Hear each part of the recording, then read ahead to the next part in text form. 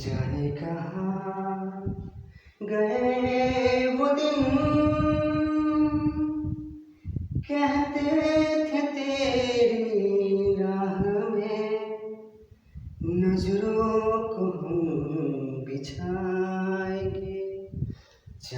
सो गया ये जहां, सो गया आसमां, सो गया ये जहां, सो गया आसमां, सो गई है सारी मंजिलें, ओ सारी मंजिलें, सो गया है रास्ता प्रेम रतन धन पायो।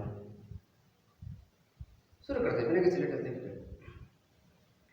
हाँ तो बच्चों, अभी आपने सुना, मैंने 3 गाने थोड़े थोड़े सुना दिए। क्यों सुना है तो बताने जा रहा हूँ। उसका इसके साथ क्या संबंध है, बहुत बड़ा संबंध नहीं है, बस ऐसे ही है। देखिए, और आज की वीडियो में हम शुरू करने वाले हैं, आज से टेंस पढ़ने वाले हैं इंग्लिश के तहत। और गाना क्यों सुना है सुनिए। देखिए, जो मैंने पहला गाना गाया, जाने कहाँ गए वो दिन, उसको गाया था एक गायक मुकेश जी ने, ठीक है। फिर जो दूसरा सा गाया, सो गया ये जहां, इसे गाया था इन्हीं के पुत्र नितिन मुकेश जी ने, नितिन मुकेश जी ने, ठीक है। और जो तीसरा में बोला प्रेम रतन धन पायो, उसको गाया तो नहीं था, लेकिन उसमें एक हीरो हैं, उनका नाम है नील नितिन मुकेश, और ये नितिन मुकेश के पुत्र हैं, नील नितिन मुकेश।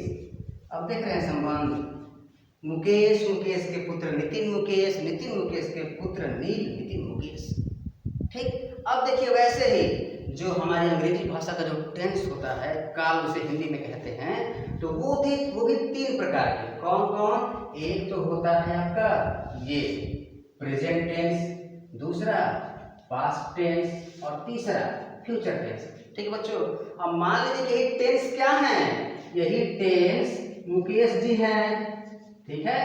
और मुकेश जी के एक लड़के, ये प्रेजेंट टेंस, तो ये देखिए 2 शब्द है, तो ये हो गए नितिन मुकेश साहब हो गए, ठीक, ये नितिन मुकेश जी हो गए। अब इनके जो लड़के होंगे देखिए, अब इन सबके 4 और indefinite, continuous, perfect and perfect continuous, ठीक है। तो ये है, तो हम बारी बारी से टेंस पढ़ने से पहले हम सबको ग्रुप के रूप में जानेंगे कि किसका क्या रोल होता है, कौन कब होता है, किसमें कौन सी हेल्पिंग वर्ब लगती है, ठीक है। हाँ देखिए बच्चों, जैसा कि आपके सामने ग्राफ दिख रहा होगा, यह ग्राफ क्यों बनाया गया अभी आपको समझ में आएगा, आपको आसानी से समझने के लिए। जैसा कि टेंस हो गया, तो टेंस क्या बताया गया कि 3 प्रकार के होते हैं, present tense, past tense, future tense. Tense को हिंदी में कहते हैं काल, ठीक है, क्या कहते हैं, काल कहते हैं, ठीक है। प्रेजेंट टेंस को वर्तमान काल, पास्ट टेंस को भूतकाल, फ्यूचर टेंस को भविष्य काल। और इनमें से प्रत्येक के भी 4 प्रकार होते हैं। वो 4 प्रकार क्या है उसे देखेंगे। देखिए, बस मैं यहाँ आपको लिखूंगा जो मेन प्रकार है। देखिए, एक होता है इंडेफिनिट, ठीक है बच्चों। अब इसको बोलेंगे कैसे, प्रेजेंट इंडेफिनिट टेंस, ठीक है। और एक और होता है, वो है कॉन्टिन्यूअस, ठीक, इसे क्या बोलेंगे, प्रेजेंट कॉन्टिन्यूअस टेंस। और एक होता है परफेक्ट, ठीक, और अंतिम होता है परफेक्ट। इसे परफेक्ट और कॉन्टिन्यूअस, मतलब कि दोनों का मिक्स होता है, ऊपर के दोनों वालों का, ठीक है बच्चों। और देखिए, टेंस हर बच्चा पढ़ा है, आप सभी बहुत बार पढ़े होंगे इसको, लेकिन दिक्कत क्या होती है आपके साथ कि कौन सा वर्ब किसमें लगे, किसका क्या रूल है। तो देखिए, सारे रूल को आप एक जगह कर दीजिए, और जो मैं भी लिखने जा रहा हूँ इसे तो नोट करके रख ही लीजिए, ये हमेशा काम आने वाली चीज़ है, ठीक है। तो देखिए, हम जानने वाले हैं कि हेल्पिंग वर्ब यानी कि सहायक क्रिया, जिसे ऑक्सिलरी वर्ब भी कहा जाता है। स्क्रीन पर आपको दिख रहा होगा ऑक्सिलरी वर्ब और हेल्पिंग वर्ब, स्पेलिंग उसकी दिख रही होगी, ठीक है। इस पर जगह नहीं कि मैं लिखूँ, फिर से मिटाना पड़ेगा। तो ये हमें याद रखने की कोशिश करनी है। ये जो मैं लिख रहा हूँ इसको लिख कर आप एक चार्ट बनाइए, चिपकाइए, और बहुत ही सरलता से आपको याद हो सकता है। और यदि आप ये जान लिए तो इंग्लिश उतनी आ सकती है कि अपनी बातों को इंग्लिश में कहकर समझा सकते हैं और दूसरों की कही हुई बातों को समझ सकते हैं। हमें अंग्रेज नहीं बनना है, लेकिन एक छात्र होने के नाते, एक नागरिक होने के नाते सभी चीज़ सीखना जरूरी होता है। उन्हीं में से एक भाषा अंग्रेजी भी है। चलिए, तो बात करते हैं। देखिए बच्चों, प्रेजेंट इंडेफिनिट टेंस, इसमें जो ऑक्सिलरी वर्ब लगता है वो लगता है डू या डज, ठीक है, डू या डज लगता है। प्रेजेंट कॉन्टिन्यूअस टेंस में इज या एम या आर ये लगता है। ठीक, प्रेजेंट परफेक्ट टेंस में हैज या हैव ये लगता है। ठीक है, और प्रेजेंट परफेक्ट कॉन्टिन्यूअस टेंस में क्या लगता है, देखिए जो भी यहाँ लगेगा उसमें सीधे आपको बीन लगा देना है। हैज है ना, तो क्या हो जाएगा हैज बीन, या तो हैज बीन लगेगा या तो हैव बीन लगेगा। ठीक है बच्चों, तो ये तो हो गया किसका, प्रेजेंट टेंस यानी कि वर्तमान काल का हो गया। अब आप सोच रहे होंगे कि सबको तो मैं बता दे रहा हूँ एग्जाम्पल नहीं दे रहा हूँ, एग्जाम्पल अभी आपको इस वीडियो में नहीं मिलेगी बच्चों, ये सब कुछ मैं बता दे रहा हूँ, आप इसको लिख कर नोट कर लीजिए और बहुत ही आसानी से तब समझ में आएगा जब एक एक टेंस के बारे में बताया जाएगा, बहुत आसानी से आपको समझ में आएगा, उसके बारे में आपको टेंशन लेने की जरूरत नहीं है। ठीक है, अब देखिए पास्ट टेंस में जैसे कि प्रेजेंट के इंडिफिनिट में लगा डू या डज, उसी प्रकार पास्ट टेंस के इंडिफिनिट में लगता है डिड। क्या लगता है, डिड लगता है। ठीक है, जैसे प्रेजेंट टेंस में है इज एम आर लगा बच्चों, उसी प्रकार इसमें लगता है वाज या वेयर ये लगता है।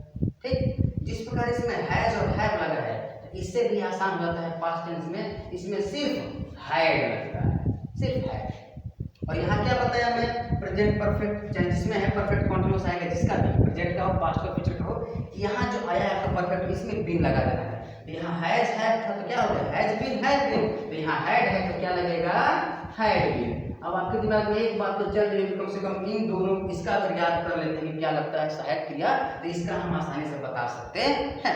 ठीक, अब देखिए अब बात करते हैं फ्यूचर का, जैसे यहाँ डू डज डिड, इसी प्रकार यहाँ लगता है जो शैल या विल ये लगता है। ठीक है, क्या लगता है शैल या विल। ठीक बच्चों, अब देखिए ये तो हो गया इंडिफिनिट का। कॉन्टिन्यूअस में क्या लगता है, देखिए यहाँ लग जाएगा वही शैल रहेगा, शैल बी या विल बी लग जाएगा। ठीक है, शैल बी या विल बी लग जाएगा। ठीक, उसके बाद यदि परफेक्ट की बात करेंगे तो सीधी सी बात है इसी को उसमें, और इसी के परफेक्ट में बच्चों शैल या विल हैव लगता है, जैसा कि आप चित्र में देख रहे होंगे। अब देख रहे हैं बच्चों, जैसा कि फ्यूचर टेंस का परफेक्ट कॉन्टिन्यूअस है, ऊपर ही बताया गया है कि जो परफेक्ट में लगता है उसमें बस बीन लगा देना है। तो शैल हैव है तो शैल हैव बीन, और विल हैव है तो विल हैव बीन लग जाएगा। ठीक है, तो ये तो हुआ इसका ये क्राइटेरिया। ठीक, आगे बढ़ते हैं। हाँ देखिए बच्चों, एक बात और गौर करने वाली है कि जो प्रेजेंट टेंस होता है उसमें क्रिया का फर्स्ट फॉर्म जैसे कि आप चित्र में देख रहे होंगे V1, और पास्ट में क्रिया का सेकंड फॉर्म यानी कि V2, और फ्यूचर टेंस में क्रिया का थर्ड फॉर्म यानी कि V3 प्रयोग होता है। एक और होता है V4 जिसमें ING जुड़ा रहता है, लेकिन वो बाद की बात है। ठीक है, ऐसे ही 1 बाय 1 करके हम बात करेंगे बच्चों। ठीक, तब तक आगे बढ़ते हैं। देखिए अब देखिए बच्चों, जब हम 1 बाय 1 करके एक एक टेंस का अध्ययन करेंगे प्रेजेंट पास्ट फ्यूचर, तो उसमें बहुत काम आने वाला है। सबसे पहले करना क्या है बच्चों, आपको इसे लिख कर एक चार्ट बना कर रख लीजिए, और जिस टेंस को पढ़ा जाएगा उस टेंस को आप देखेंगे किस टेंस में, जैसे कि प्रेजेंट टेंस के इंडेफिनिट में सहायक क्रिया क्या लगती है, कॉन्टिन्यूअस में क्या लगता है। इस तरह से यदि आप यह नोट करना सीख गए कि किस टेंस में कौन सा सहायक क्रिया लग रहा है, तो यह आपके लिए बहुत यूजफुल होगा। ठीक, तो चलिए अगला वीडियो तब तक शुरू करेंगे हम। और यदि आपको ये याद हो गया तो आपको 12 टेंस, 12 क्यों मैं बोल रहा हूँ, 1 के 4, 2 के 8, तो 3 के 12 होंगे, 12 ये बहुत ही आसानी से आपको आ जाएंगे, लेकिन शर्त ये है कि बस इसको सही से याद कीजिए। ठीक, तो मिलते हैं अगली वीडियो में जिसमें हम सिर्फ एक टेंस को शुरू करेंगे। तब तक आप अपना वो काम कीजिए जो कहा गया है। ठीक है, चलिए मिलते हैं अगली वीडियो में, तब तक जय हिंद।